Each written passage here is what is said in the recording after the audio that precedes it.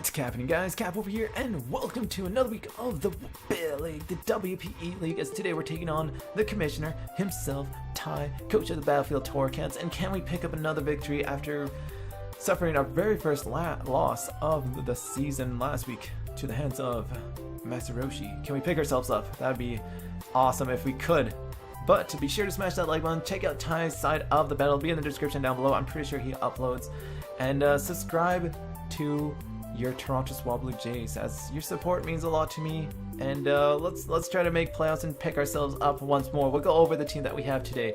We've got the Specs. Keldeo puts in a lot of work, pretty much 2-hit KOs everything on his team if I make a decent prediction. Roserade's just meant to wall Mega Venusaur. Mega Venusaur is a thorn in my butt. It is just, it's a mon that I always struggle with. It's a mon that I dread going against.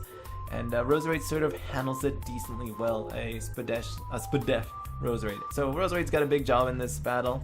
Debut and final match with the Toronto SwaBlu Jays, as we did drop it for a Alolan Marowak. So hopefully can pick up a decent game this week. We've got Trianchar over here, who is just meant to take on the Liepard. It's sort of my safety net with it. I didn't know Liepard was coming in, nor was I predicting it, but I did not want to overlook it and sort of been like, whatever. It is meant to just set up some Stealth Rocks, check the Bronzong, just get some big damage off of it. If we can do that, we're happy. Metagross over here is just broken as usual, like I say every week. How can I not bring this beast week in and week out? It is just always a mon that just puts in so much work and pressure too. We got Salamence over here with the devastating Drake. Pretty much after one DD dance, or DD, pretty much we KO everything on his team. We just gotta get rid of Bronzong and Sylveon. After that, it can just go to town. Venusaur doesn't live it. Rotom doesn't live it. Even Mamoswine doesn't live it, but I don't want it to go against a Mamoswine. Mamoswine is bad news bears for it. And then we've got Crygonal over here, who's sort of my Mamoswine check. Not really the best thing to check a Mamoswine, but hey, you do what you can, and you hope it works out. It's also meant to keep rocks off my side of the field, and yeah, anywho, let's get this battle on its way. I'm going to lean up with Keldeo because looking at his team, Keldeo really puts in a lot of work, and his potential leads could be Bronzong or Mamoswine. So I was like, you know what, Keldeo's pretty good over here. Keldeo is fantastic.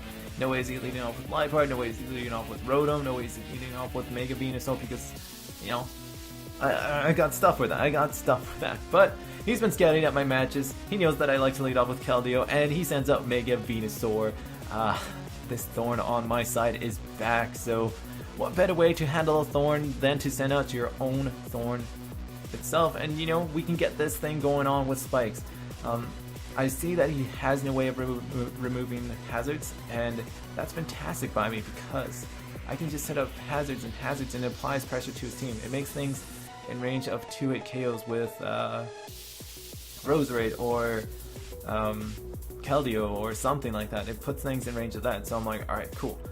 Let's get rid of his bulkier things. I don't lose to Rotom, I don't lose to Bronzong, so let's just set up some spikes over here, some thorny things, and I can sort of scout out what this Mega Venusaur wants to do. He does have the Hidden Power, running the Hidden Power Giga Drain sort of set, and I'm like, oh dang, that doesn't do a lot, so that doesn't really have a lot of special attack investment in it. I'm happy about that because that makes this Venusaur a lot easier to handle, and that's something that, you know, I'm happy about, because Mega Venusaur is it's annoying. It's a really annoying mon for my team. So now the biggest threat on his team comes out. After learning that Mega Venusaur isn't really that big of a threat, Mamoswine is the #1 public enemy of the Toronto SwaBlu Jays, just staring at us, staring into our soul. Such a mean mon over there. I have to send up Pony over here because I don't really have a good check to this thing. It puts in a lot of work against my team, and as you can tell over here, Keldeo does not take that hit well at all. This is a Life Orb Mamoswine, and that just does so much damage. This is sort of, I'm pretty sure this is a roll. Ishard doesn't really KO me. I outspeeded 100%, and we live on 3. We live it on 3. We land our Hydro Pump. This is a trade I'm willing to take any day of the week, because Mamoswine was potentially the thing that really could have shifted the game in his favor, and we just we live it, we live it. That is fantastic. That is great work by Keldeo. Keldeo put in work as always. And now I'm just gonna switch right into Try and Chart because I figured he want to go for a T-Wave or something like that just to cripple my Keldeo. Still not 100% sure what he is because he sends the thing out so willy-nilly, and I'm like, oh, alright. He ends up going for the U-turn. Good prediction on his part, predicting me to switch out, just because he still doesn't really know what I am, and I'm still not really sure what this live part can potentially do. I do know it's a really good pivot mon, but still not 100% sure what it really wants to do. So he ends up sending us Rotom. No way am I staying in. Will-O-Wisp Hydro Pump is just way too real for me to really deal with, and I can just send up my Heart Check to the Rotom. And he ends up going for an aggressive play over here, going for the Volt Switch, getting that Switch initiative and gaining some momentum on his side as Liberty comes out. And once again, I'm forced to make a play, just because Roserade is a big part in this battle. It takes on a couple things on his team, and that's something I'm not willing to trade for. Bronzong for Roserade, not gonna happen. I can just go right into Nuh over here, potentially pursue trap it. And this Bronzong actually does a lot of damage. A lot of damage. That is big damage. I decided to go for a crunch over here, hoping that he predict my pursuit. And we do a clean about 60%, I'm pretty sure. I want to say 60. I'm going to say 60. So that's fantastic damage because Bronzong is a thorn on my side. I figured if you want to set up some Stealth Rocks, then go ahead. We've got Crygonal over here. And I'm going to make him I'm going to force him out into his Mega Venusaur because I do take down this thing. I want to wear down my Sandstorm turns, and this sort of works out exactly how we planned it. He brings out his Mega Venusaur. Mega Venusaur does not take down this mon, and thinking that he might have hidden Power Fire or something like that, I'm like, alright, cool. Let's just we can just go for a Zen Headbutt, make the middle ground play. I figured with the combination of Zen Headbutt and Pursuit, both roles, depending on what it is, we could put in some fine work with Mega Metagross, the beast from the east. So Metagross is just gonna go for the Zen Headbutt, really focus on that, really focusing. And I look at the damage, I'm like, looks like he's at Pursuit range, so I was thinking that he might switch out over here, but he ends up preserving this mon. And it reveals the Shadow Ball, which is terrifying, absolutely terrifying. And that actually does a lot of damage. I'm liking the mixed Bronzong over there. And I can go into Power Punch, forcing a Rotom switch over here because he has to reveal that if he has Will-O-Wisp or Hydro Pump or something like that. This tells me it's a defensive investment, so I'm just going to go right into Roserade once more.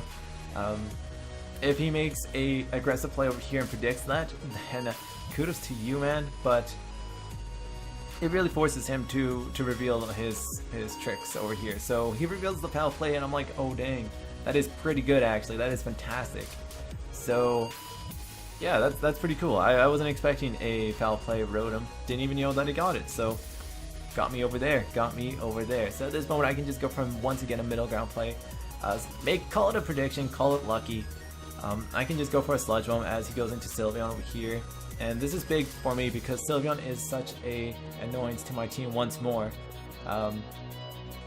Just getting rid of this thing is fantastic, just because of it doesn't allow it to do its thing. I don't know what it was meant to do, and that's pretty good when you can get a big threat like that and sort of make it disappear. So Corella once again is back here. I didn't think he'd want to go for a U-turn or knockoff or something like that, so I decided, you know what, let's just go right into Pony over here and just simply sack it off. I thought it would just be a middle ground play, but he ends up going for a U-turn once more, and I'm like, alright, cool, that's totally fine. All the power to you for going for the U-turn.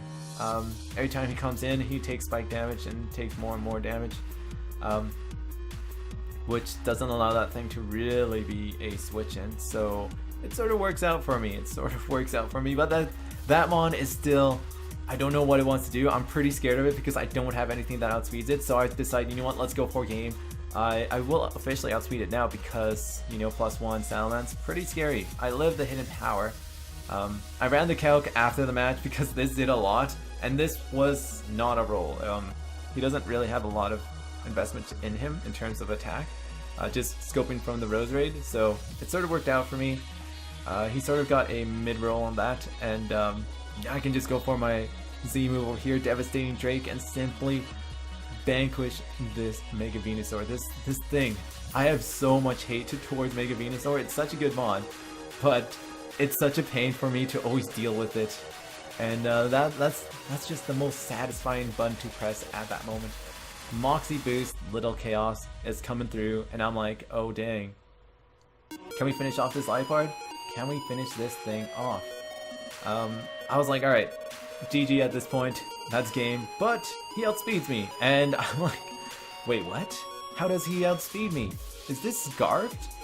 And this is actually Scarfed Liepard. Scarfed Liepard is the only thing that outspeeds anything on my team.